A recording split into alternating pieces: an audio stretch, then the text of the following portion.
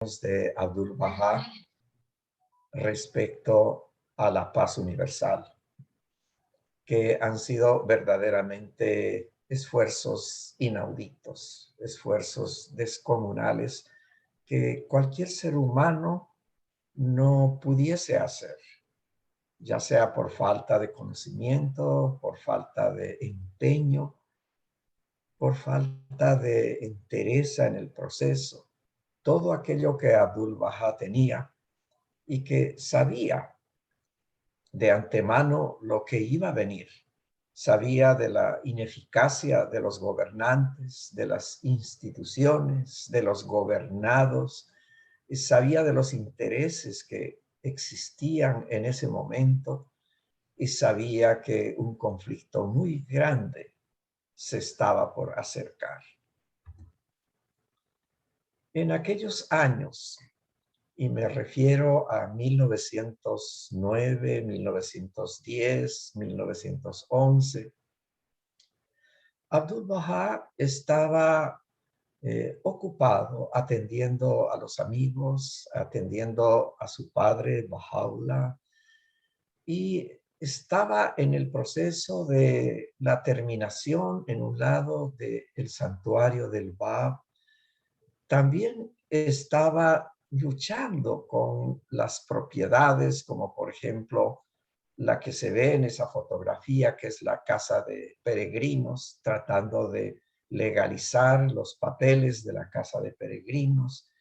Y una labor muy especial que la gente no sabía lo que pasaba, que es la fotografía de la izquierda, un poco borrosa, pero que se lo ve de espaldas, es que visitaba las comunidades alrededor de Acá, de Haifa y también de otras comunidades al norte muy especiales donde existían, por un lado existían algunos bahá'ís y por el otro lado muchos simpatizantes que lo conocían.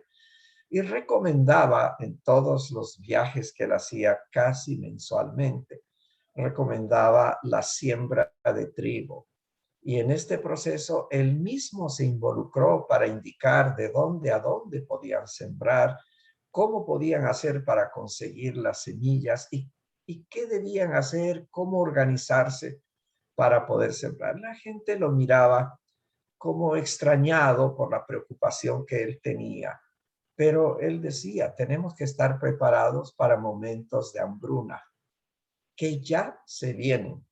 Entonces él anunciaba, y estos años fueron años de gran esfuerzo físico y también grandes tensiones porque por un lado él tenía que buscar la legalización de terrenos para poder sembrar, aunque otros amigos donaban sus terrenos y otros sembraban para sí mismos. O sea, la siembra fue gigantesca, fue descomunal en varios años. Y al mismo tiempo él pensaba en el desarrollo con la tabla del Carmelo. Él miraba el desarrollo que su padre había guiado para el Centro Mundial Bahá'í, que en ese momento no se llamaba Centro Mundial Bahá'í. Entonces habían algunas propiedades con las cuales Abdu'l-Bahá tenía que ver y había muchos problemas para él, muchísimos problemas, incluso para, ustedes se saben esas historias de la culminación de aquel monumento tan especial que es el santuario del Bab, donde actualmente están depositados los restos del maestro.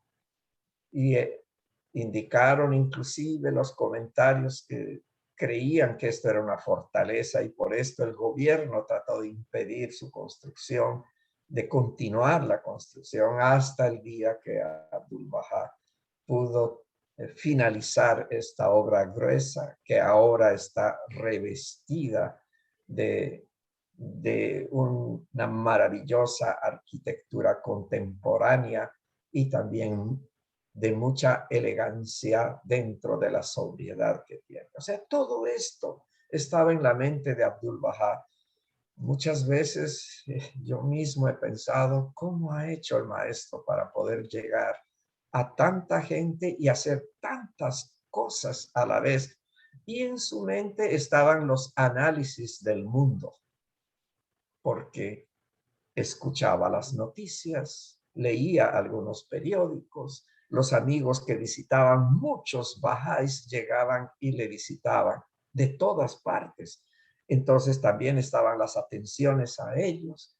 Este mundo tan especial que no le quedaba tiempo para él mismo absolutamente, para poder dormir o descansar. Ya en 1911 a 1913 se crea ese viaje que Abdul Bahá, después de haber visitado algunos países cercanos a Israel y visitar algunos países europeos, decide salir hacia Norteamérica, pero pasando por Europa y salir hacia Norteamérica. En este viaje, el centro de su mensaje, aunque leemos mensajes tan increíbles que él dio en cada una de las circunstancias, como en la sociedad de teosóficos, por ejemplo, en los Estados Unidos, donde habló del átomo y comienza hablando del átomo y la molécula y termina hablando del amor, aunque estos mensajes venían nutridos de cantidades de conceptos, pero el centro de todo era la unidad como elemento fundamental para la consecución de la paz mundial. Entonces, Abdul Bahá describió a menudo su preocupación que en Europa estaba un conflicto muy grande y estaban al borde de la guerra. Y en una charla que presentó en octubre de 1912, la charla toda se publicó en los periódicos en Estados Unidos y dijo: dentro de 2 años, una sola chispa bastará para hacer arder toda Europa. Para 1917, dijo Abdul Bahá, habrán caído reinos y habrán sacudido la tierra cataclismos. Entonces, ahí cuando decía esto, Abdul Bahá inmediatamente hablaba sobre su llamado hacia la paz. Y los artículos de periódico, como ustedes pueden ver ahí, el artículo de la fotografía del lado dice un persa que está clamando, indicándonos sobre la paz en el mundo, la necesidad de la paz en el mundo. En el otro artículo dice: un persa apóstol de la paz predice una guerra en Europa. Entonces, hay una gran cantidad de artículos. Mismo Internet tiene siquiera unos 30 artículos, recortes de periódico, y nos podemos imaginar por ellos que Abdul Bahá era muy conocido, muy conocido. Los medios de comunicación de esa época, que eran la radio y el periódico, y los cables, ¿no?, que emitían a través de Morse, emitían de un lado para otro, de Europa hacia América y de América hacia Europa, creaban una noticia totalmente mundial. Hay registros de personas que no sabían de lo que Abdul Bahá estaba haciendo porque estaban en viajes, estaban en negocios, estaban en barcos, etcétera, y que se maravillaban y quedaban pasmados de ver ese esfuerzo tan grande y cómo hacía Abdul Bahá para estar en el mundo entero en ese momento. Aquí hay otros ejemplos de artículos de periódico que son sumamente impactantes, ¿no? Ustedes saben que el periódico, el New York Times, es un periódico muy famoso, muy antiguo, ¿no?, y que el 21 de abril del 1912 publica: ha llegado el momento, afirma, de que la humanidad eleve el estandarte de la unidad del mundo humano. Entonces, el centro de sus conversaciones, aunque hablaba de la familia, hablaba del modo de vivir, hablaba de todo aquello y de los principios bajáis, pero el centro al final daba mucha fuerza a la unidad del género humano como principio cardinal para el sostenimiento de la paz universal. O sea, ese era el resumen de casi todas sus presentaciones. Este artículo lo puse para poderlo compartir con ustedes, ya que es el mismo artículo de la mención que hago en el segundo párrafo de letra blanca, donde dice, apóstol de la paz aquí predice una guerra espantosa en el viejo mundo. Y el periódico se llama el Montreal Daily Star y la fecha el 31 de agosto de 1902. Otros artículos mencionan como el apóstol persa de la paz predice una guerra en Europa. El Buffalo Courier del 11 de septiembre de 1912. También Abdul Baha insta a la paz mundial. El periódico San Francisco Examiner del 25 de septiembre de 1912. Entonces, sin extenderme demasiado en esto, pero lo que quiero proyectar, porque eso es lo que capté en el momento de investigar y buscar información alrededor, era que el mundo entero, tanto América del Norte, Canadá y Europa en general, al mismo tiempo estaban teniendo un impacto sobre dos elementos, ¿no?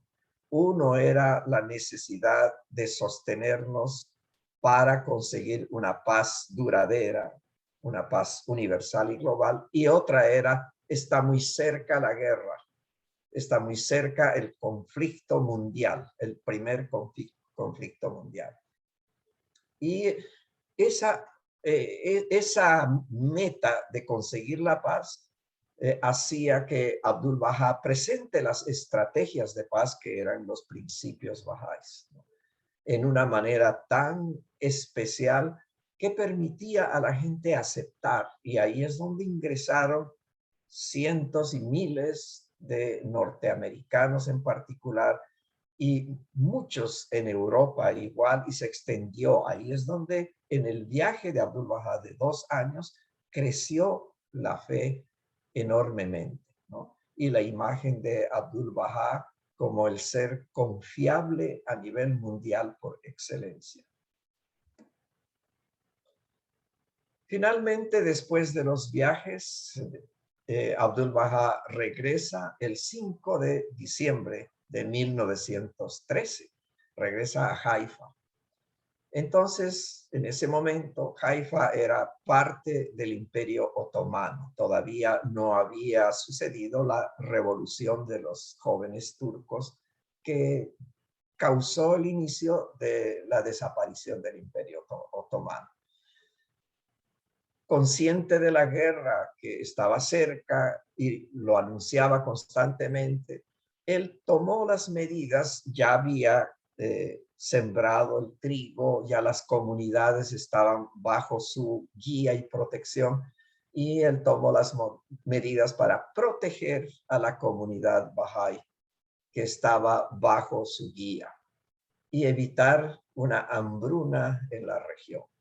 Entonces ya empezó él a organizar los grupos de distribución, dónde iban a llevar la cosecha y cómo iban a distribuir esa cosecha, inclusive, y no solamente era para los bahá'ís, sino la distribución era para inclusive la gente que simpatizaba con él o no simpatizaba, también para los soldados que estaban protegiendo Haifa, porque Haifa entraron pelotones de soldados ingleses para cuidar todo el territorio, porque ya la guerra era evidente. Y una de sus primeras decisiones que hizo Abdul Baha fue cuando regresó de los viajes a Estados Unidos, fue enviar a sus casas a todos los bahá'ís que estaban de visita y que venían del extranjero, porque él ya estaba claro que el conflicto iba a venir y tenía que proteger, ¿no? Las fotos corresponden al regreso de Abdu'l-Bahá y a algunos amigos que visitaban a Abdu'l-Bahá después de sus viajes. Para proteger a los bahá'ís residentes, los no residentes y bahá'ís extranjeros, Abdu'l-Bahá los despachó a su casa. Y para proteger a los bahá'ís residentes, de los que vivían en Haifa en particular, porque Haifa se encontraba en un evidente peligro, ¿no? Abdu'l-Bahá decidió trasladarlos a una aldea drusa. eh, Aldea drusa significa que eran musulmanes que practicaban una especie de conocimiento religioso que se llamaba los drusos, ¿no?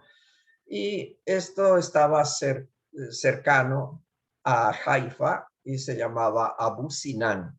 He puesto el mapa de Abu Sinan para que podamos ver la distancia entre Haifa y Abu Sinan, que posiblemente hoy en día sea una distancia de 1 hora, quizás 1 hora y media en carro, no más de eso, porque Acá también está muy cerca de Abu Sinan.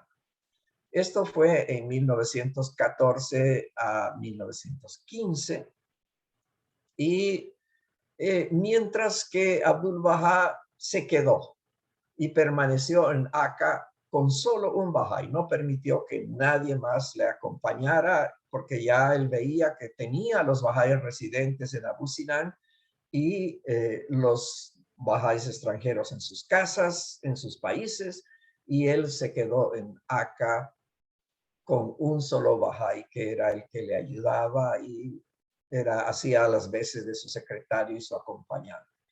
Sin embargo, hubo un bombardeo de las fuerzas aliadas y, y de pronto una bomba cayó al jardín de Ridvan, que está cerca de Acá, ¿no?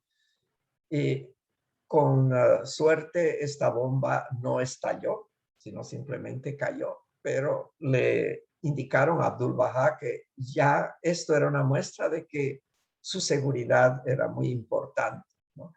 Y que debería reunirse con los demás bahá'ís en Abu Sinan, en aquella aldea, dado el evento de este proyectil. Abdu'l-Bahá hizo que los bahá'ís de Abu Sinan, se dirigió a Abu Sinan y hizo que los bahá'ís los organizó, porque Abdu'l-Bahá tenía esas características de impulso y seguir adelante, y los organizó en Abu Sinan para que establezcan un dispensario. En este dispensario se practicaban 2 elementos. Uno era, eh, eh, había conseguido vituallas de sanidad para proteger en caso de que existan heridos, y también atención de algunos bahá'ís que tenían conocimientos de medicina, no eran médicos, para que puedan atender a aquellos enfermos, y también un punto de distribución para alimentación, en particular el trigo. Entonces, en este dispensario se hacía todo aquello, y para los niños creó una pequeña escuela cercana al dispensario. Y la casa que se ve aquí es donde funcionaba la escuela, pero también, como era un caserón tan grande, era el lugar donde algunos bahá'ís vivían. Entonces, el carro que se ve a la izquierda, ustedes lo han visto, era el carro con el que Abdu'l-Bahá se dirigía de un lugar para otro, un carruaje que posteriormente, después de la guerra, fue guardado, fue colocado eh, para poder mirar los amigos del futuro, la humildad con la que Abdu'l-Bahá se trasladaba de un lado para otro. Tuve el privilegio de ver ese carro en la última convención internacional Bahá'í, y también pude ver el carro que un Bahá'í le obsequió a Abdul Bahá ya un vehículo a motor, ¿no? Cuya placa era la número 4 de la ciudad de Haifa, ¿no? Y fue todo, muy interesante todo esto mientras miramos esos detalles de historia anecdótica. Abdul Bahá estaba diseñando sus procesos de protección para la comunidad Bahá'í toda que estaba en Abu Sinan. Y también llamando la atención y escribiendo cartas y escribiendo notas. Es decir, era totalmente incansable. Finalmente, en julio de 1914, el imperio austrohúngaro declara la guerra a Serbia, dando comienzo a la Primera Guerra Mundial. Este es otro artículo de 1912, antes de esta declaración, ¿no?, en el que el New York Times describe las charlas de Abdul Bahá que dio durante su visita a la ciudad de Nueva York. Se publicaban en algunos periódicos charlas enteras de Abdul Bahá, ¿no?, y era muy interesante ver cómo este proceso permitió la conquista de los corazones de muchos lectores que se hicieron y abrazaron la fe. Comenzó la guerra cruenta, la Primera Guerra Mundial, se inicia en 1914 y dura 4 años hasta 1918. En realidad, y es bueno entender lo que pasó en la guerra, que habían 3 potencias aliadas. Por un lado estaba el Reino Unido, la Gran Bretaña, Francia y Rusia, que se alían. Y por el otro lado, conocemos ya que eran los que agredían prácticamente, iniciaron la guerra, y estuvo en el imperio austrohúngaro, Alemania, que se alía a ellos, e Italia, que apoya a Alemania desde la Primera Guerra Mundial. Entonces, en realidad, la Guerra Mundial comenzó 3 contra 3, pero el detonante de la guerra, o sea, que si bien comienza la guerra, ¿qué es lo que inicia la guerra? Fue el asesinato del archiduque Francisco Fernando de Austria y de su esposa Sofía Chotek. Doña Sofía Chotek era de Sarajevo. Sarajevo era la capital de Bosnia y Herzegovina, y que ahora son las nuevas repúblicas de la Rusia, porque la Unión Soviética había hecho parte de su soviet, había hecho a estas repúblicas. Pero en aquella época teníamos una monarquía, un principado, y el archiduque Francisco Fernando de Austria es asesinado en su carruaje en un paseo que hacía por Sarajevo. Y se ve en la fotografía de la izquierda cuando el archiduque baja las gradas del palacio para entrar al carruaje con su esposa, y a la derecha está el dibujo del momento clave en el que comienza la Primera Guerra Mundial. Entonces ahí Austria se alía con Alemania, Italia apoya y comienza el ataque, el avance, y ahí es donde contrarrestan el avance Francia, Rusia por el otro lado y también Gran Bretaña.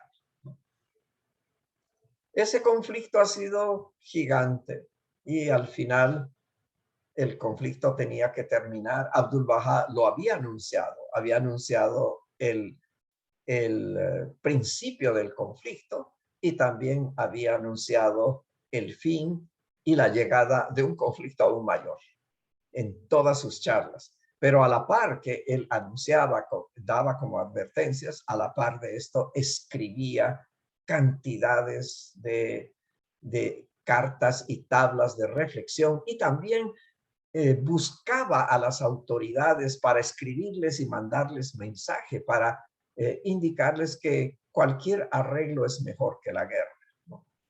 En eso termina la guerra y ya los lanceros indios marchan hacia Haifa. Esta es una fotografía ya de Haifa en el final de la guerra. Y después de que conquistan al Imperio Otomano, y esto sucede en septiembre de 1918. Y ya el 27 de abril de 1920, en la posguerra, conocemos esta bellísima historia que la monarquía británica, que eran las fuerzas aliadas, estaba Gran Bretaña, Francia, Rusia, ¿no?, le reconoce a Abdul-Bahá sus esfuerzos durante la guerra por distribuir y por haber creado esos campos de cultivo de maíz, ¿no? Y le otorgan el título de caballero, indicando en el título por haber aliviado la angustia y la hambruna durante la Primera Guerra Mundial. Pasa este evento, la única fotografía muy clara, muy nítida del evento es la que está aquí, se encuentra en internet, en las páginas oficiales de la fe, y es un evento sumamente importante, ya que se puede decir que al ser caballero es la distinción más alta que el gobierno británico ha tenido, ¿no? Como la condecoración más alta, se puede decir, ¿no? Abdul-Bahá escribe en 1920, unos días después de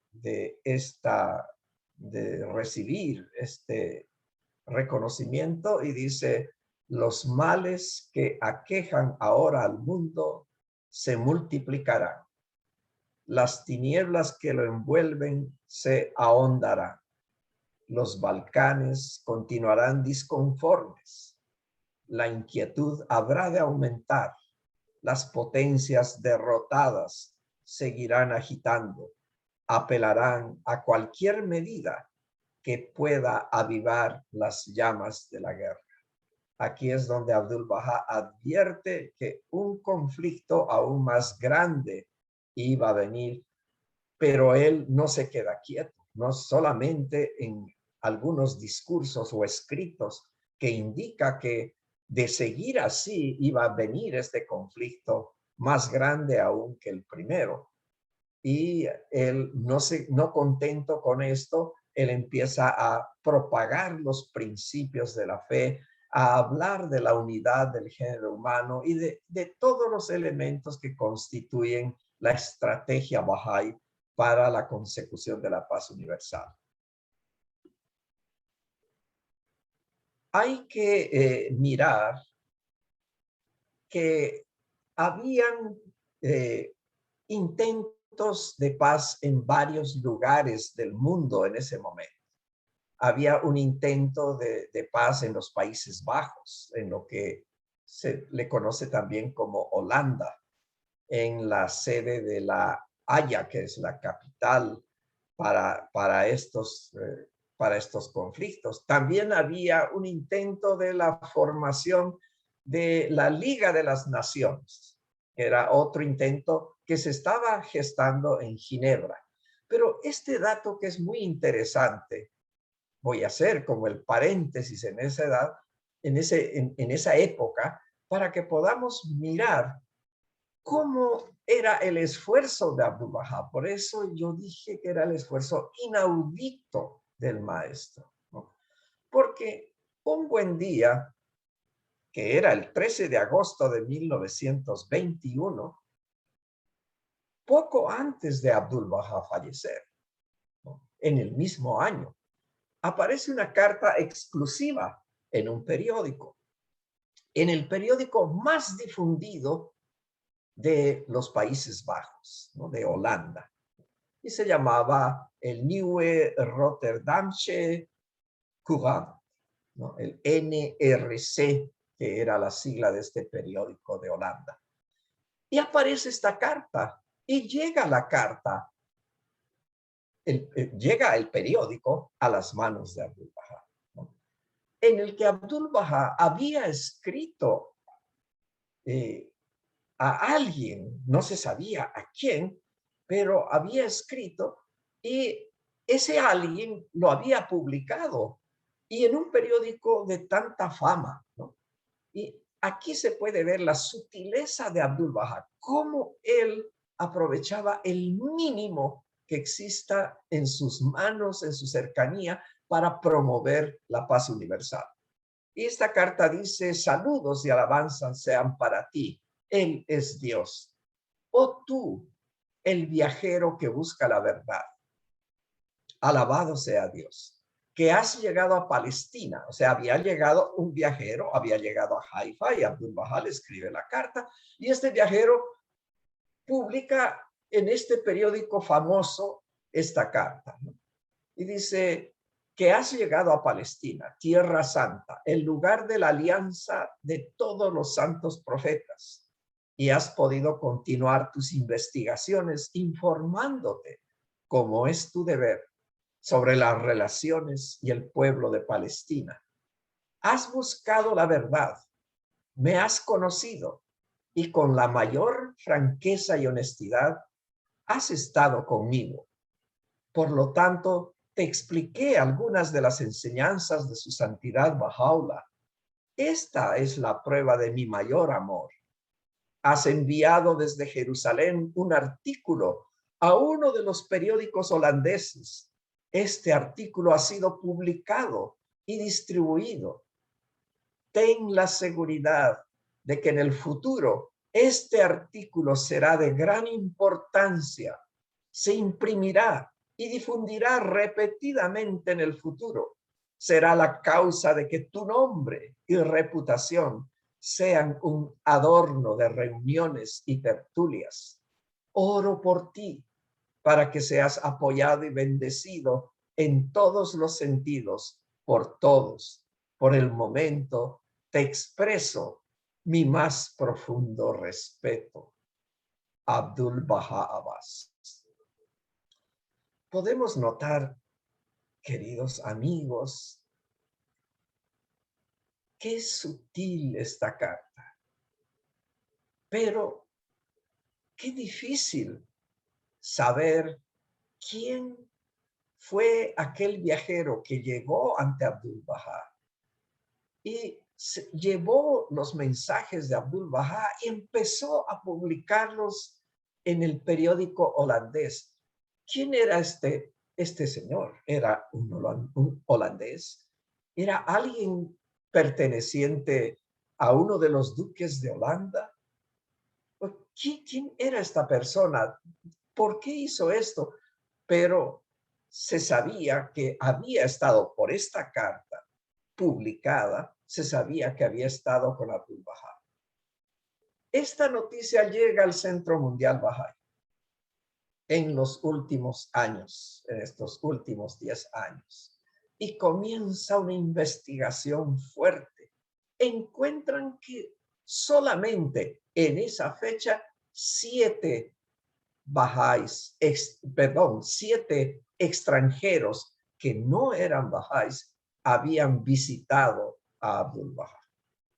Y empiezan a descartar, este sí, este no, y se quedan al final con 3, descartan a 4 porque ya los datos no coincidían y se quedan con 3. Y de estos 3, uno de ellos era periodista.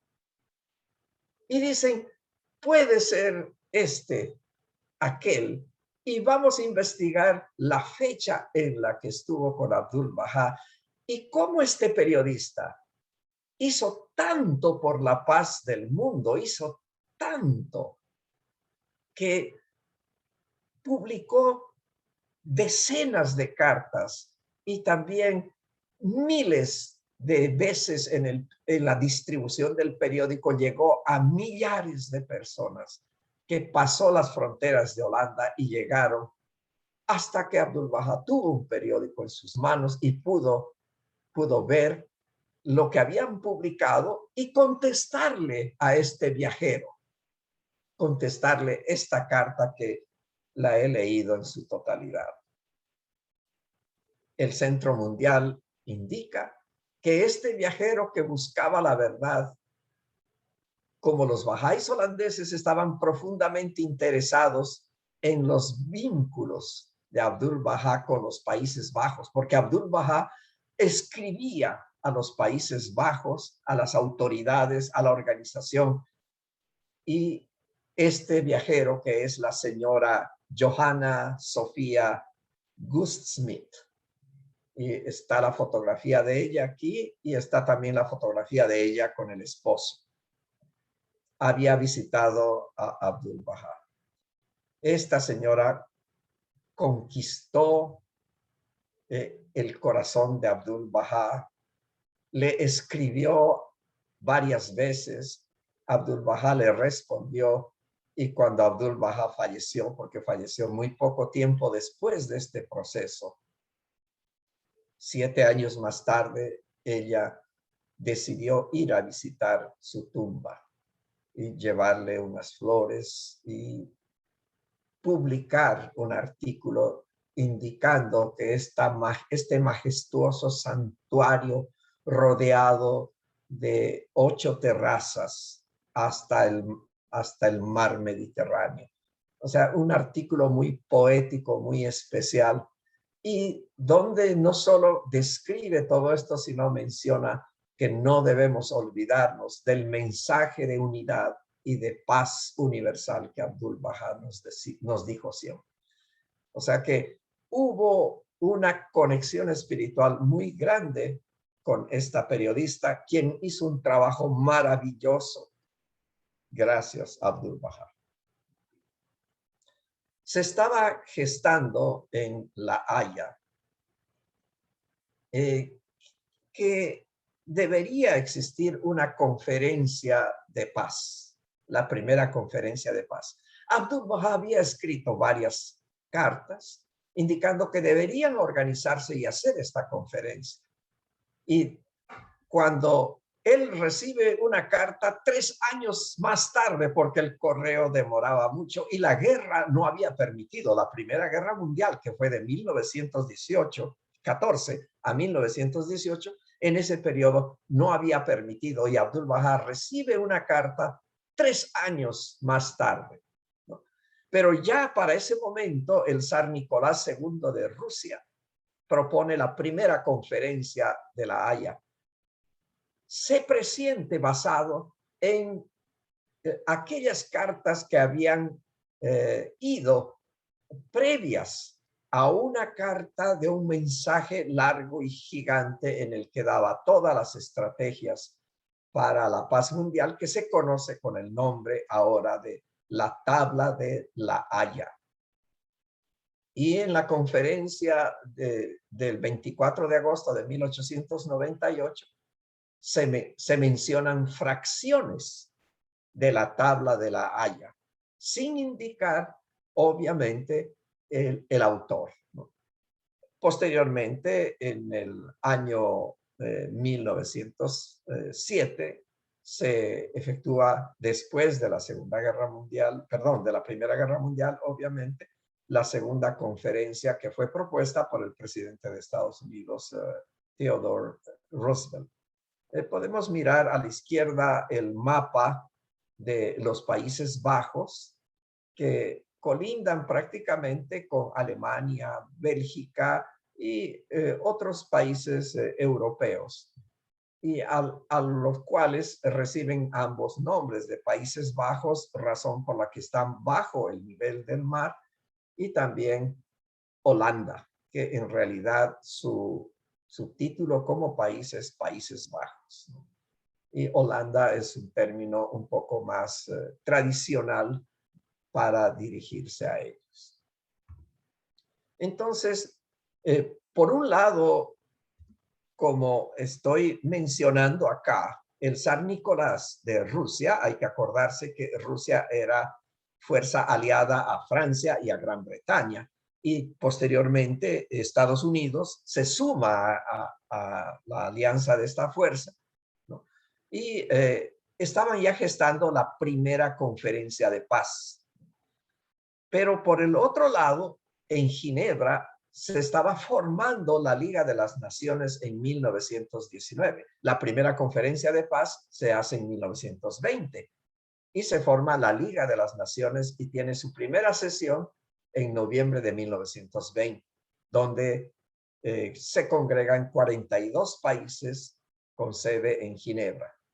En la fotografía de la derecha está el presidente Woodrow Wilson, que propone en París en 1919 la formación de la Sociedad de Naciones. Entonces, hay tres eventos grandes a los que Abdu'l-Bahá se dirigía con los bahá'ís, con cartas, con lo que él podía, a la formación de la Liga de las Naciones, a la Conferencia de la Haya, donde se ha preservado 2 tablas de Abdu'l-Bahá, y a la Sociedad de Naciones en París. Entonces, París era un centro de promoción de la paz, Ginebra era otro y la Haya en Países Bajos era otro. O sea, habían estos 3 centros y Abdu'l-Bahá entendía esto y sabía qué es lo que quería hacer, pero también tenía la desesperación de que la guerra mundial había retrasado las comunicaciones, como se menciona en la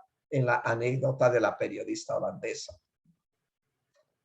Entonces, se dirige al comité ejecutivo de la Organización Central para una Paz Duradera en La Haya. Se dirige a Abdu'l-Bahá y escribe en sus primeras líneas de la tabla y dice: vuestra intención merece 1.000.000 de alabanzas, pues estáis sirviendo al mundo de la humanidad y ello conduce a la felicidad y al bienestar de todos. La fotografía que se ve es una fotografía real de la primera conferencia de La Haya, ¿no? Entonces podemos imaginarnos y darnos cuenta la magnitud de estas conferencias y también la cantidad de asistentes de cantidades de países que representaban a sus países para el apoyo, todos concentrados en el apoyo de la paz mundial, y donde Abdu'l-Bahá se dirige para dar los lineamientos de la paz, ¿no? Me imagino que ha debido pensar, estos ya tienen el deseo de paz y ahora yo les voy a decir cómo se hace la paz, ¿no? Entonces ahí es donde Abdu'l-Bahá envía esta primera tabla, ¿no? Que en realidad esta primera tabla a La Haya es una declaración de paz universal. En esta primera tabla, si pudiésemos resumir en un solo término toda la tabla, es muy extensa la tabla y no vi pertinente poderla poner, pero ahí es donde Abdu'l-Bahá está llamando a la transformación de la conciencia humana. Menciona el término conciencia y conscientes varias veces repetidamente en esta tabla. Y básicamente lo que en la tabla está explicado en detalle están los principios bahá'ís y los principios que la mayoría conocemos como investigación independiente de la realidad, decía la tabla. He tratado de copiar con los términos que Abdu'l-Bahá puso. Unidad de la humanidad, la religión debe ser causa de compañerismo y amor, y así.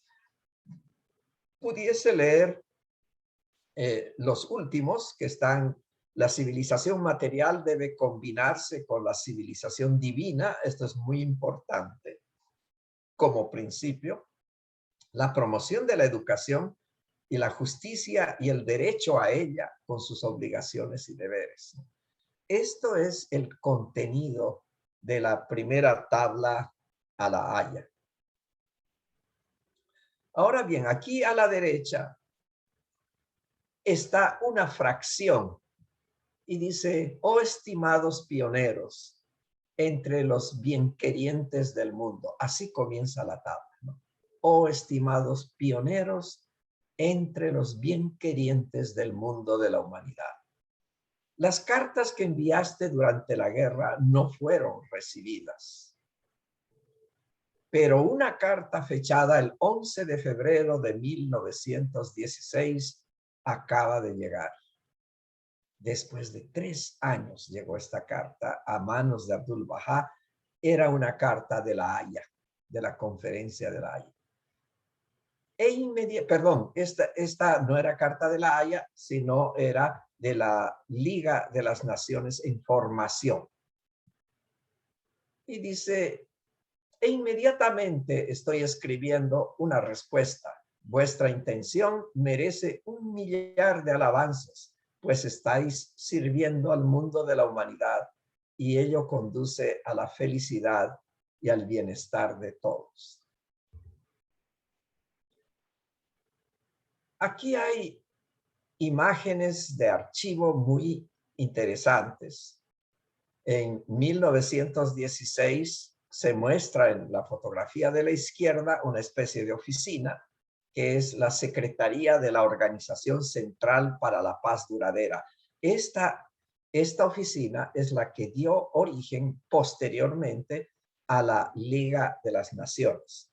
Y el asunto interesante entre una oficina, otra y otra posterior, es que los documentos de la oficina se pasaban. Hay estudios que indican que los documentos pasaban de una oficina que en realidad al principio era la misma y al convertirse, por ejemplo, en la Liga de las Naciones, siguió la Liga de las Naciones, duró hasta 1945, donde se forma la Organización de Naciones Unidas. Entonces, muchos de los documentos provienen de este trayecto de formación de instituciones que todas luchaban por dos aspectos: la unidad del género humano y la paz universal, debido a los esfuerzos de Abdu'l-Bahá.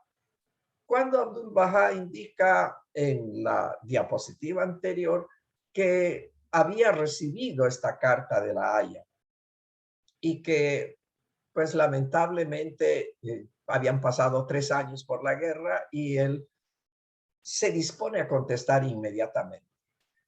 Conversa con 2 amigos, que son las 2 fotografías que están abajo, uno con turbante y el otro con lentes, y conversa con ellos y los alienta a estos 2 distinguidos bahá'ís. Uno era Ahmad Yazdani y Ali Muhammad Yazdak.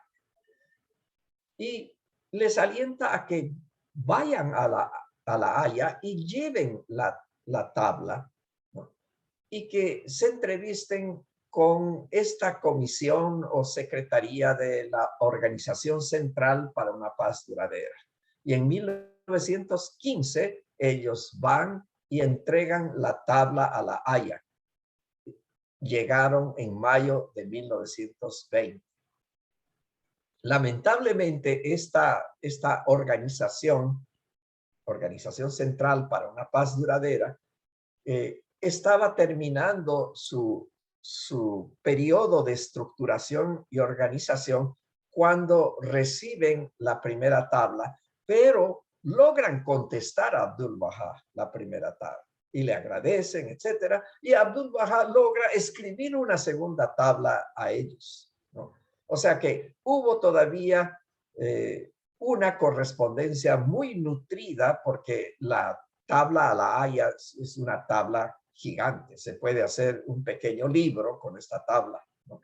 Y está la mitad de la tabla está publicada en uno de los libros de Abdu'l-Bahá, y la otra mitad de la tabla está publicada en inglés, la totalidad, con la segunda mitad que está publicada en la librería Bahá'í ORG, ¿no? Que está en internet. Se puede leer, se puede conseguir la tabla completa, y la mitad en español se puede leer en Selección de los Escritos de Abdu'l-Bahá. Y hay otros 2 libros, en este momento no llegan a mi mente, pero quizás uno de ustedes lo conoce, pues me hacen recuerdo después, porque es interesante ver que la mitad de la tabla está al acceso en idioma español. La segunda tabla no está en idioma español, no ha sido todavía traducida y tuve el atrevimiento de traducir, pido muchas disculpas, para poder compartir con ustedes algunos datos. Entonces estos amigos entregan físicamente la tabla a estos tres personajes que se encuentran parados, una dama y dos varones, que eran el comité ejecutivo de la Organización Central para una Paz Duradera en La Haya. Están ahí los nombres, no los puedo pronunciar bien porque están, me parece que en idioma que desconozco, que puede ser el holandés, tal vez, ¿no? Que es una especie de alemán antiguo, una mezcla de alemán antiguo, pero genuinamente holandés. Entonces, los emisarios de Abdu'l-Bahá encuentran, como decíamos, a la Organización Central para la Paz, entregan la tabla y ya en los meses posteriores a la entrega, esta organización inicia su proceso de disolución. Sin embargo, como había mencionado, la organización responde el mensaje a Abdu'l-Bahá y le pide que escribiera lo que se conoce como la segunda tabla a la Haya. Entonces, esta tabla es la que la voy a estrenar prácticamente en español, ya que solamente está en inglés, ¿no? En el sitio Baha'i Library ORG. En ella afirma que Abdu'l-Bahá, nuestro deseo de paz no procede únicamente del intelecto, es una cuestión de creencia religiosa y uno de los fundamentos eternos de la fe de Dios. Entonces, Abdu'l-Bahá puntualiza esto, que no es esto asunto de intelectual, esto es lo que Dios quiere para nosotros. Es un fundamento eterno. Siempre Dios ha querido que los humanos vivamos en paz. Posteriormente, en 1931, me salto a este comentario porque es muy interesante, que Shoghi Effendi, el nieto mayor de Abdu'l-Bahá, afirma que la unidad de la humanidad requiere nada menos que la reconstrucción y desmilitarización de todo el mundo, un mundo orgánicamente unificado en todos los aspectos esenciales de su vida. Lo que quiere decir que muestro esto para que el esfuerzo de Abdu'l-Bahá por la paz fue tan grande que deja el legado de paz en adición a la guardianía, al cuidado de la fe Bahá'í, deja por testamento a Shoghi Effendi. Y Shoghi Effendi, entre las primeras misiones que él hace, es impulsar el proceso de paz, ¿no? Obviamente, como dije al principio, este proceso de paz está fundamentado en la unidad del género humano, ¿no? Entonces, todo esto es un legado de Abdu'l-Bahá impresionante. Y aquí está el resumen de la segunda tabla, que fue escrita el 1 de julio de 1920 y se envió al Comité de la Paz, ¿no? Al Comité Ejecutivo de la Organización Central para una Paz Duradera. Y dice: a los estimados amigos de este comité. Su respuesta fechada el 12 de junio de 1920 a mi carta fue recibida con la mayor gratitud. Alabado sea Dios. Testificó la unidad de pensamiento y propósito que existe entre nosotros y usted. Aquí yo puse en blanco lo que pudiésemos reflexionar en nuestra cercanía para el proceso de indicar, de transferir la idea de paz, ya sea a autoridades, a personas, a instituciones. Es importante aliarse con ellos, así como se alió Abdu'l-Bahá con este comité ejecutivo, ¿no? La unidad de pensamiento y propósito que existe entre nosotros y usted, ¿no? tenemos esa unidad de propósitos iguales. Y después habla la causa de la paz universal es el mayor instrumento para asegurar la vida misma y felicidad de la humanidad. O sea, habiendo paz, hay felicidad y hay armonía en la humanidad. Y luego dice, nuestro deseo de paz no se deriva meramente del intelecto, es cuestión de creencia religiosa y uno de los fundamentos eternos de la fe en Dios. Esta fracción de la cita de la segunda tabla la he vuelto a copiar por su importancia. Luego tenemos en la siguiente página, marcado en amarillo, porque es muy importante este criterio que Abdu'l-Bahá les indica, que el fundamento mismo de las religiones divinas, un servicio a su reino, la fuente de la vida eterna y el mayor medio de admisión al reino celestial. Estos 4 elementos son dignos de estudiarlos, de recordarlos y de constantemente proyectarlos. Voy a repetir. Fundamento mismo de las religiones divinas. ¿En qué están fundamentadas? Nosotros le llamamos revelación progresiva, los fundamentos de las religiones. El servicio al reino de Dios, el servir, ¿no? Es otra de las claves. La fuente de la vida eterna. El servicio es la fuente de la vida eterna y el mayor medio de la admisión al reino celestial. O sea que el mayor medio para entrar al reino de Dios es servir a su reino. Y este servicio está basado en los fundamentos de las religiones divinas. O sea, en una frase tan pequeña, Abdu'l-Bahá explica profundamente de dónde nace el fundamento para la paz en el mundo. Luego dice, el conocimiento por sí solo está lejos de ser suficiente. Se necesita un poder de implementación para establecerlo en todo el mundo. Despertar el poder imperativo de la conciencia. Ahí es donde menciona nuevamente en esta tabla, en la segunda, menciona el poder imperativo de la conciencia, ya que el conocimiento por sí solo no es suficiente, sino necesita implementarse, elevando la conciencia, ¿no? Y ahí sigue haciendo indicaciones y llegamos a las porciones finales de la tabla, en el que menciona, salvo unas pocas, carecen de carácter digno de elogio, unas pocas personas, y carecen de sentido de justicia.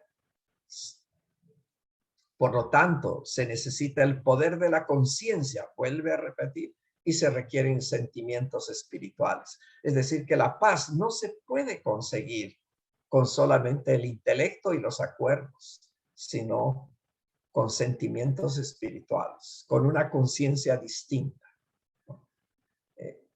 Esto dice, a pesar de todo esto, todas las personas, salvo unas pocas, carecen de un carácter digno de elogio y carecen del sentido de justicia. O sea, el mundo está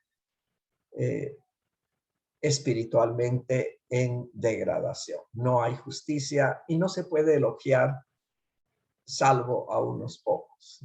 Y se necesita trabajar por la conciencia y los sentimientos espirituales. Por lo tanto, debe establecerse la unidad de la humanidad para que el edificio de la paz universal pueda levantarse a la vez. Al mismo tiempo de establecer la unidad, se va construyendo el edificio de la paz universal. Esta es una bellísima tabla. Animo a los amigos que puedan estudiarla o incorporarla en algunas presentaciones acerca de la paz, ¿no? Porque es muy sucinta, muy completa y también de alto impacto cuando se analiza punto a punto. Y ahora vamos a ver algo. En 1945 pasa la Guerra Mundial, la Segunda Guerra Mundial, y lo primero que se hace, se escribe el Estatuto de las Naciones Unidas, que se llama Carta de Naciones Unidas. Y en el estatuto se colocan 9 de los consejos de Abdu'l-Bahá. Obviamente no lo dicen, ¿no? Pero de la Carta a la Haya número 1 y la Carta a la Haya número 2 están estos 9 principios en la Carta actual de Naciones Unidas, que la pueden conseguir toda completa en Internet. La primera dice mantener la paz y seguridad internacional bajo justicia y derecho. Abdu'l-Bahá usaba este término por justicia y por derecho, ¿no? 2, respeto, amistad, igualdad de derechos para fortalecer la paz universal.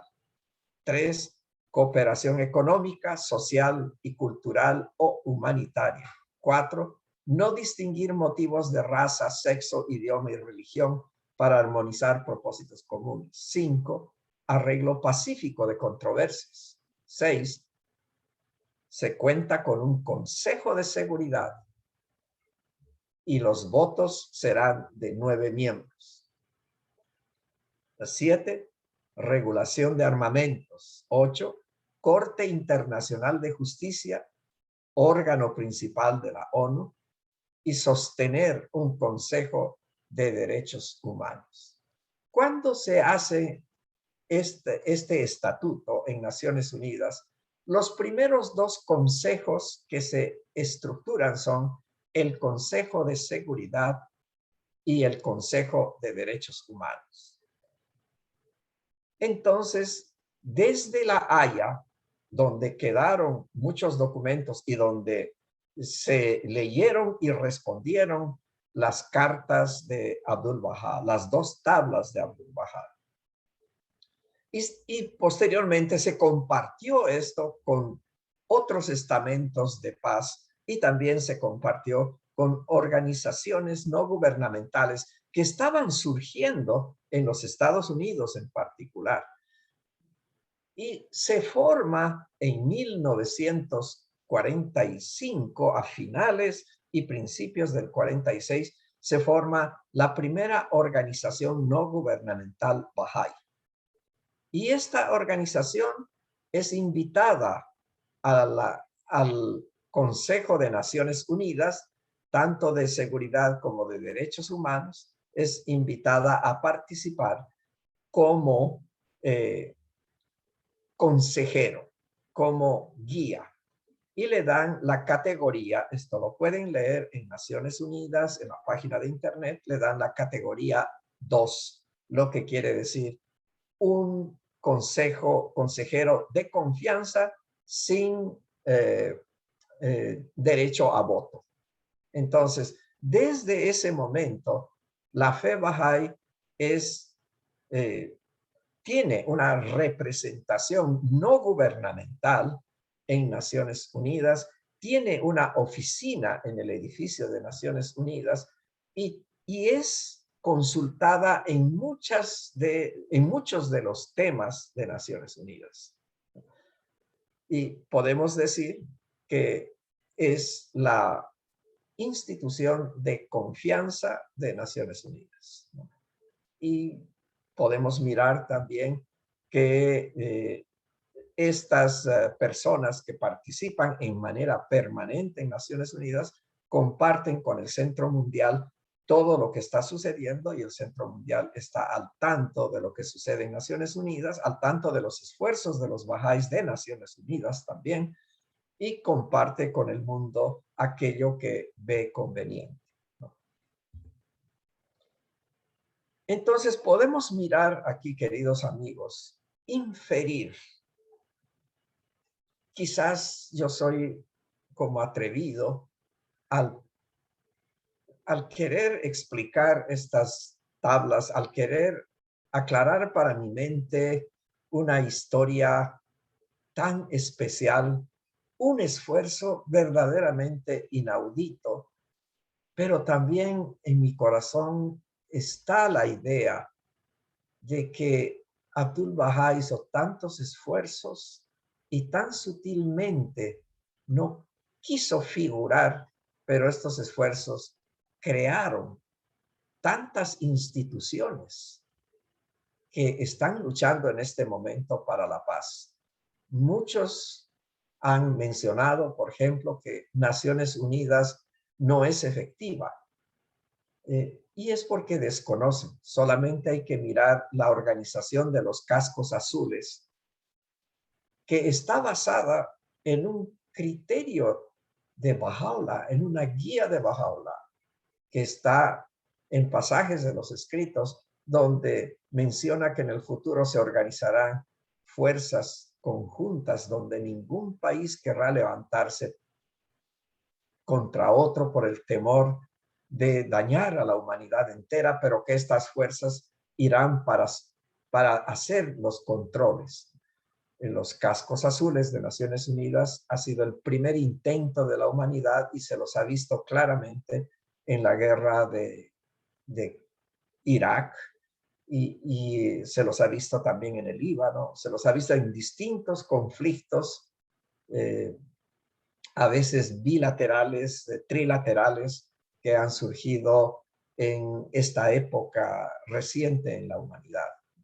Entonces, si bien algunos comentan que Naciones Unidas no tiene la fuerza y no tiene la energía para poder controlar estos conflictos, pero tenemos que pensar que de 1945, que fue creado a la fecha, no ha pasado mucho tiempo. Naciones Unidas es una estructura que ayudará en el futuro a la formación de la Mancomunidad Mundial, también ayudará a la formación del Tribunal Internacional de Justicia, que para aquel momento en el futuro de la humanidad ya la fe Bahá'í haya crecido tanto que sus propias estructuras puedan coordinar y evolucionar hacia estructuras mundiales importantes. Eso es todo de mi parte. Pido disculpas por algunos elementos que no haya podido explicarlos apropiadamente, pero es un mundo de un sector de la historia muy, muy intenso en la vida de Abdul Bahá, a quien la humanidad le rinde tributo por sus esfuerzos de paz. Muchísimas gracias. Muchísimas gracias, Oscar. Abrimos los micrófonos, queridos amigos, para darle un aplauso de agradecimiento y felicitación por esa excelente y brillante exposición.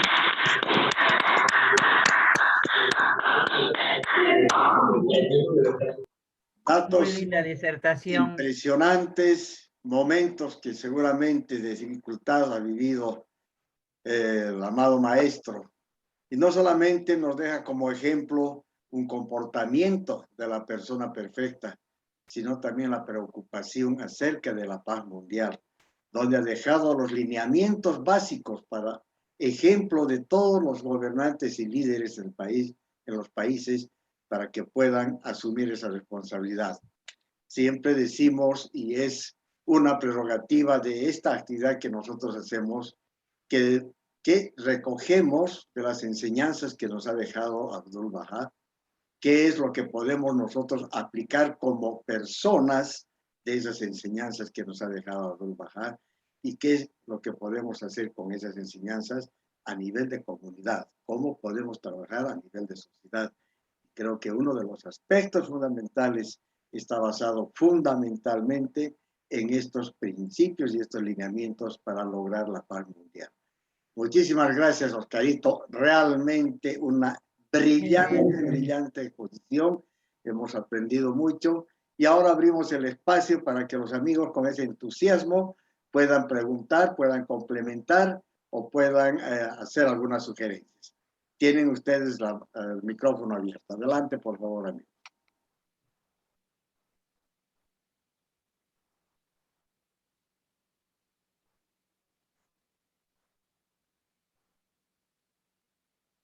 La verdad que muy linda disertación, nos ha aclarado muchísimo el panorama y sabemos que se está viniendo un cambio donde Bahá'u'lláh menciona, ¿no? El viejo orden será arrasado y uno nuevo será desplegado, y lo estamos viendo.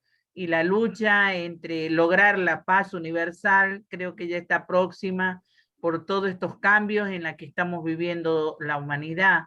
Creería que el corazón de los seres humanos deben estar despertándose día a día para lograr lo que Dios quiere para todos nosotros, para toda la humanidad.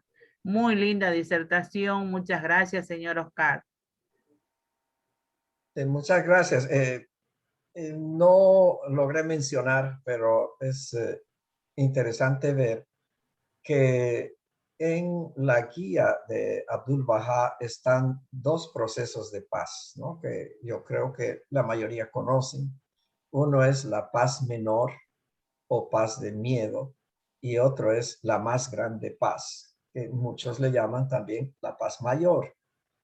Entonces, Abdul Baha indicó en 1920, un año antes de fallecer, cuando ya se vislumbraba un ambiente de cierta paz, pero una preocupación muy grande de lo que venía inmediatamente, tal como expliqué durante la charla, pero mencionó que la paz menor ya estaba con nosotros, ¿no? Estaba iniciándose el proceso de paz menor.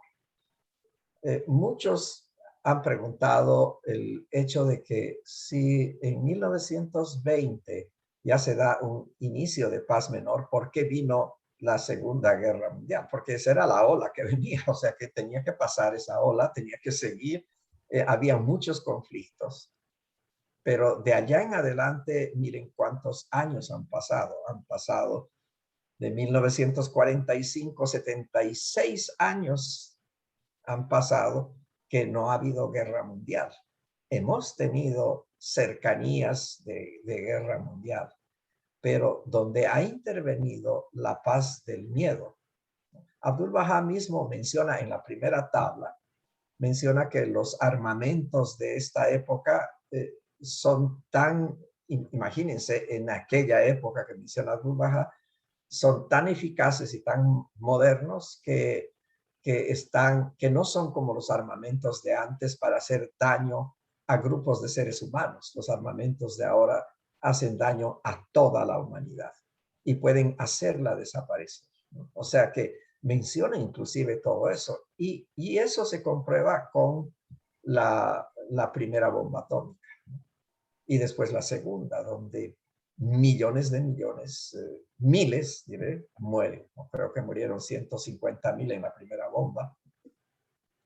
Y esa paz es la que nosotros tenemos que trabajar mucho entre la primera paz, que es la paz del miedo que todavía estamos viviendo, esa paz del miedo, para la formación de la paz mayor. Y nuestra meta, en realidad, las actividades básicas y todo aquello, son para formar conciencia, ¿no? El tema de la conciencia es muy importante porque la conciencia también ha evolucionado, ¿no? Tiene una evolución. El ser humano no era consciente en las épocas pasadas, 5,000 años atrás, ¿no? Entonces, con los primeros mensajeros divinos, crea conciencia. Después, el ser humano tenía problema con los grupos. Los grupos no eran conscientes. Entonces, porque no estaban integrados con aquellos seres humanos conscientes. Entonces, la creación de grupos conscientes es otra segunda etapa. Una tercera etapa es cuando interactúan estos grupos, grupo consciente con grupo consciente. Y esto es en la época del Islam, ¿no? En la época del Corán, donde hay la integración de grupos conscientes, pero conscientes en el nivel de comprensión de ese momento. Ahora la comprensión con el concepto de unidad es mucho mayor y la exigencia también es mucho mayor. Entonces, ahí es donde Baha'u'lláh menciona la necesidad de la creación de la conciencia universal, ¿no? Y estas tablas mencionan un dato que para mí es impresionante. Yo no puedo dejar de pensar en este dato. Es la coherencia tan grande entre Shoghi Effendi, Abdul Baha y Baha'u'lláh. Es una coherencia en sus escritos total, total. Y pareciera una fórmula cuando uno hace este tipo de estudios y uno mira y qué pasó y qué había dicho Baha'u'lláh al respecto, ¿no? Entonces es una coherencia total. La cita que usted menciona, ¿no? Pronto el orden actual será enrollado y un nuevo orden será desplegado en su lugar. Baha'u'lláh sabía de la guerra, sabía de lo que se iba a terminar el orden, cómo iba a hacer eso. Entendía por sus cartas de proclamación a los reyes y gobernantes, entendía de los problemas que ellos estaban causando, ¿no? Pero de eso a la desaparición total de la mayoría de reinados y monarquías, ¿no?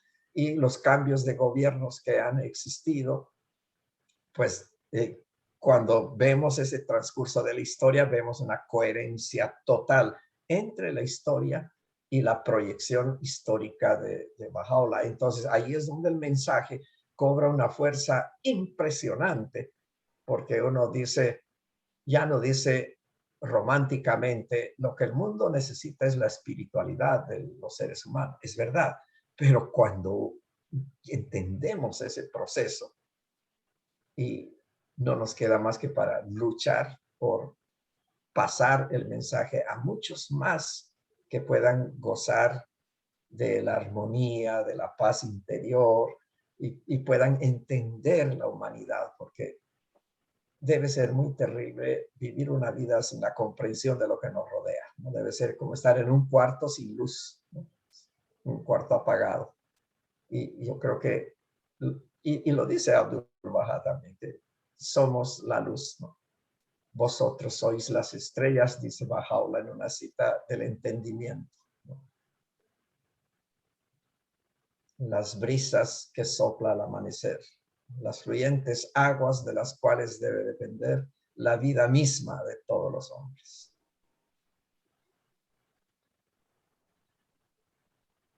Vamos a cederle la palabra a nuestra amiga Mari Moreira y después al señor Manucher. Adelante, Mari, por favor. Muchas gracias, de verdad estoy súper agradecida y impresionada de esa información tan linda que nos ha dado Oscar. Y solo quería preguntar si vamos a tener esta grabación, ¿con quién podemos tener el contacto? Sí, con todo gusto. Editamos ahora mismo y a la noche subimos esto al canal que tenemos en YouTube, que se llama Hogareña Alianza, precisamente. Y si ustedes me dejan un correo o me dejan un número telefónico, yo les puedo compartir el link de enlace con todo gusto. Muchas gracias. Adelante, señor Manucher. Bueno, buenas noches, muchas gracias, Oscar. Siempre instructivo y informativa sus charlas. Muchas gracias. Además, motivadora. Yo quería decir algunos puntos. Uno, que Liga de Naciones fracasó, según los que conocen la situación de Liga, era porque no estaba basado sobre una conciencia, como decía Oscar, conciencia de la unidad de la humanidad, sino que era una paz forzosa, lo que llaman paz negativa, que era para no hacer violencia y era una exigencia de la necesidad de ese tiempo. Además, contemplaba castigo a los vencidos y eso era lo peor. Por esa razón se podía adivinar que muy pronto va a haber problemas porque los vencidos fueron castigados con multas muy grandes, entonces seguramente iban a levantar otra vez. Otro punto es que los emisarios, los que llevaron, que era este señor Ahmadi Yazdani y Ali Muhammad ibn Astad, Abdu'l-Bahá les recomendó que vayan con vestimento persa, más que todo a Ibn Astad. Otro, el que es joven, que tiene bigote, este es Ahmadi Yazdani. Yo personalmente lo conocí, por supuesto ya tenía edad, y él sabía de memoria todas las tablas de Baha'u'lláh, no pueden creer. Sabía de memoria. Y en el Shabbat, cuando contaba esta a Oscar, en el Shabbat, cuando le entrevistaban, los reporteros le preguntaban alguna pregunta, él respondía con la tabla que tenía memorizada. Entonces, todos los reporteros estaban sorprendidos de tanto conocimiento que tiene ese hombre. Pero en verdad respondía con tablas, ¿no? La respuesta. Ese es que recomienda en la fe Abdul-Wahab Baha'u'llah Sho'efendi que memorizamos por lo menos algunas partes de las tablas cuando queremos enseñar la fe. Y este señor, Ahmadi Yazdani, bueno, era un persa bastante moderno, sabía esperanto, por esa razón estaba en contacto con esperantistas de Europa. En 1914 ya puse en contacto con organizaciones de paz y ellos dijeron, abrieron el espacio para que los de toda cualquier sociedad o segmento de la sociedad envíen sus pensamientos sobre la paz. Ahmadi Yazdani trató que ahí entra la fe Bahá'í, tema de Abdul-Bahá, es decir, nombró a Abdul-Bahá, quien puede responderles. Pero lamentablemente, bueno, las cartas, como explicó Oscar, llegaron muy tarde. Ellos aceptaron que Abdul-Bahá escriba, pero era gracias al esfuerzo de este Bahá'í. Eso quiero resaltar que cuán importante es que un Bahá'í individual, cuando encuentra alguna autoridad, alguna organización importante, acercarse y presentar la fe. Porque, como ven, esas cartas son históricas, cartas que han generado la paz y procesos de paz.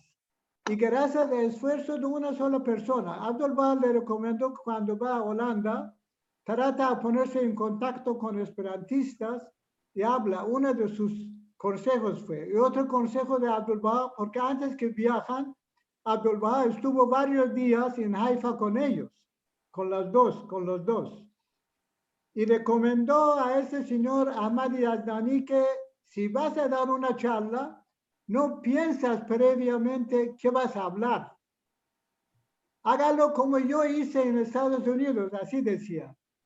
Que habría algunos minutos antes pensaba en Baha'u'llah, en reino de Abha, y después hablaba. Dice, no tengan miedo, hágalo lo mismo. Cuando quieren hablar, no piensas de qué vas a hablar. Abre tu boca, confía algunos minutos antes en Baha'u'llah y hable. Y él en Holanda, una vez, cuando dio charla con esperantistas, le trajeron un sacerdote, un administrador de iglesia, un ministro de iglesia, y él dijo que, señor Ahmadi Yazdani dijo que, pero en la Biblia dice que va a venir un nuevo mensajero, y el pastor o el ministro lo negó frente a un grupo de sus creyentes, seguidores. Entonces ahí dice que el señor Yazdani recordó a Abdul-Bahá, cerró algunos minutos su ojo, abrió la Biblia y justo era Mateo 15 donde habla de ese tema. Es muy interesante. Bueno, otro punto que quería decir sobre el trigo que Abdul-Bahá pudo acumular en diferentes depósitos. Abdul-Bahá compró un extenso terreno en Israel, que en Palestina en ese tiempo colindaba con Jordania. Entonces ahí, después fue parte de Jordania. Ese terreno serán pantanos y también pedregosos. Entonces trajo casi 20 familias de Yazd, de Irán, recomendó que vengan esas familias, los mejores agricultores. Ellos llegaron, secaron las tierras con eucaliptos y otras plantas y comenzaron a cultivar trigo. Comenzaron a cultivar trigo y Abdul-Bahá los depositaba cantidades grandes. Y de ahí fue que pudo administrar trigos, no solamente a los soldados británicos, sino que a mucha gente pobre que en ese tiempo, después de la guerra, no tenía casi nada. Ahora, ese terreno después quedó en Jordania y parece que el gobierno jordano, como ejemplo, siempre cuando llegan turistas o personas expertos, los lleva allá como ejemplos de jardinería o ejemplos de cultivos. Y primeros kibbutz que el gobierno israelí, después que los judíos volvieron y establecieron, lo recogían las plantines de esas tierras, de esos lugares, los primeros plantines que cultivaron. Esas eran algunas de sus, bueno, contribuciones de Abdul Baha. Y como dijo Oscar también, Abdul Baha pone énfasis que los prejuicios, en estas tablas, que los prejuicios son la base de las guerras. Entonces, la paz es resultado de la conciencia de la unidad de la humanidad. Él hace una secuencia, que si las guerras son motivadas por prejuicios, prejuicios se eliminan por una conciencia de la unidad de la humanidad, y esa conciencia es que crea la paz. Actualmente todo esfuerzo es eliminar la paz sin tener conciencia de la unidad de la humanidad. Quiere decir, estamos atendiendo más a síntomas, no a raíces. Hay un proceso inverso actualmente en el mundo. Hay que crear conciencia de la unidad de la humanidad. Por esa razón nosotros tenemos nuestros planes, esos cursos que damos, círculos de estudio, todo es para crear una conciencia de la unidad de la humanidad. Si le creamos, y Abdul Baha dice, hasta la última persona tiene que aceptar. Perdón, Bahá'u'lláh dice que hasta que todas las personas no aceptan conciencia de la unidad de la humanidad, no se puede establecer la paz. Entonces, todos los planes que tenemos de Casa Universal de Justicia es para crear esta conciencia de la unidad de la humanidad. Perdón, conciencia de la unidad de la humanidad. Y si lo creamos, vamos a tener la paz. Y para tener la paz y conciencia de la humanidad, pone énfasis también Abdul Baha, hay que renovar nuestra manera de pensar y actuar y crear una unidad de conciencia. Si no hay unidad de conciencia, tampoco se puede establecer la paz. Bueno, muchas gracias. Perdone, Oscar. Encantado, señor Manuchier. Es lindo complemento, buena explicación. Gracias a usted. Pero me alegró mucho que conocí al señor Ahmadi Yazdani. Muy interesante. No recuerdo que tenía el mismo bigote o no, pero lo conocí. Era el bigote que estaba de moda, el bigote de Hitler. Sí, mi papá tenía el mismo bigote también. Parece que es lo más fácil de mantener. Sí. ¿Por qué no te veo un banco? Bien, amigos, tenemos un par de minutos más para aprovechar. Si alguien quisiera complementar con alguna opinión más, adelante, por favor. Pero yo quería conocer artículos de esta señora, cómo es, qué es, de qué trata, porque tiene que ser un artículo muy, que da mucha luz sobre la situación de Palestina en ese tiempo. El artículo que escribió la señora, ¿no? Sí, yo creo que hay datos que están, le voy a indicar, en el museo. La señora era judía, algo que yo no mencioné, ¿no? Era una judía que vivía en Holanda. Entonces, por esa razón, viajaba a Palestina, ¿no? Entonces, toda la vida de ella y los artículos están en el Museo Histórico Judío, que en inglés es el Jewish Historical Museum, ¿no? Y la señora se llama Sofía. Sí, lo anoté. Goodsmith.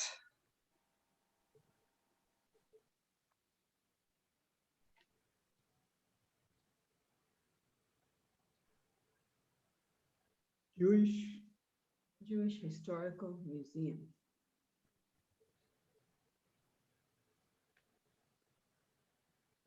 Si lo consigo, después los informo a todos los amigos. Eso, sí, comparte. Qué Sí, bueno. comparto.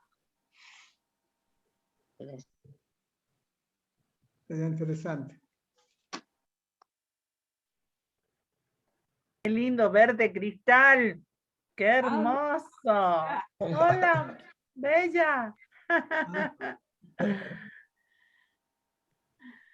Como los dos nos enteramos, mismo pantalla, Cristal estaba escuchando. No, yo estaba escuchando, no sé por qué no me acerqué, pero estaba escuchando. Bien, amigos, vamos a darle nuevamente nuestro agradecimiento a Oscar por esa brillante exposición. Hemos aprendido bastante datos tan importantes que a veces nosotros no llegamos a conocer todavía. Y uno de los propósitos precisamente de estas actividades es que podamos profundizar a través de estos medios virtuales, siempre con el apoyo y participación de todos ustedes. Un agradecimiento, Osquitar, muchísimas gracias. Recibe todo el cariño de parte de la comunidad de Santa Cruz, Bolivia, y todo el amor para todos ustedes, queridos amigos, que han tenido la gentileza de honrarnos con su presencia esta noche. Muchas bendiciones y estaremos Dios mediante con otra charla magistral el próximo jueves, a la misma hora y por este mismo medio. Aloha, Padre. Muchas gracias. Gracias. Aloha. Muy interesante Muy escucharlas. Gracias. Un abrazo Chao, chao. grande del Ecuador, Cristal. A todos. Desde Perú, un abrazo. ¿Cómo estás? Qué lindo verte, Cristal. Qué lindo verlos. Un beso. Chao, chao. Acabo de tener mi segundo nieto. Wow. Felicidades, Mari. Gracias. Estoy muy feliz. Es abuela potencia 2. Soy la abuela. Voy a tener otro después. Ah, bueno, a potencia 3. Y su abuelo es, a ver, y el bisabuelo de mi nieto es el señor Mondavi del Ecuador, un pionero persa. Estoy muy feliz de verlos, muchas gracias. Estoy maravillada de todo lo que aprendimos ahora. Muchísimas gracias. Muchas gracias, muy buenas noches, un cariño para todos. Señora Cristal, mis saludos. Buenas noches a todos. Muchas Gracias, gracias. señor Oscar. Un gusto escucharlo. Igualmente, chao hermano. Chao, Chao, Oscarito. A la Gracias. papá, a la Gracias papá. todos. Perdone, yo llegué tarde, Antonio, porque estuve en reunión de De Quilpué. Quilpué. Es que hemos dicho que ustedes adelantan y nosotros atrasamos para participar en sus cursos. Y en Pero sus nunca participamos. reuniones, pero nunca participamos. Bueno, a veces. Entonces,